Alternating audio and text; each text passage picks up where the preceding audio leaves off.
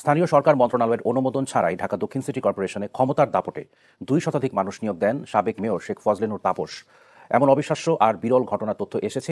শেখ পরিবারের পরিচয়ের দাপটে নিয়মনীতি তোয়াক্কা না করে নিজের পছন্দের প্রার্থীকে নিয়োগ দেন সাবেক মেয়র ও তার আস্থাভাজন কর্মকর্তাদের। দীর্ঘ অনুসন্ধানে দেখা যায় আর্থিক লেনদেনের ঘটনাও ঘটেছে নিয়োগ প্রক্রিয়ায়।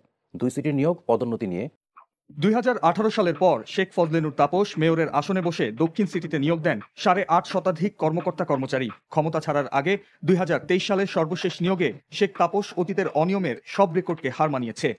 হিসাব সহকারী, অফিস সহকারী ও পরিচ্ছন্ন পরিদর্শক পদে নিয়োগ পাওয়া 184 জনের তথ্য এসেছে, যেখানে দেখা যায় জাল জালিয়াতির ভয়াবহ চিত্র।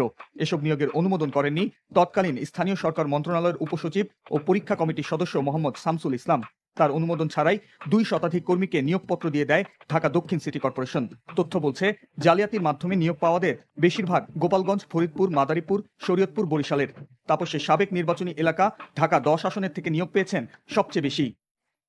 ঢাকা দক্ষিণ সিটি কর্পোরেশনের সূত্র বলছে, অবৈধ এই নিয়োগের সংখ্যাটি প্রায় 2 শতাধিক।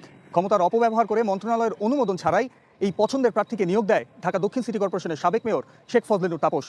এই কাজটি করা হয় অত্যন্ত গোপনীয়তার সাথে, যেখানে জড়িত ছিল ঢাকা দক্ষিণ সিটি কর্পোরেশনের অনেক কর্মকর্তা।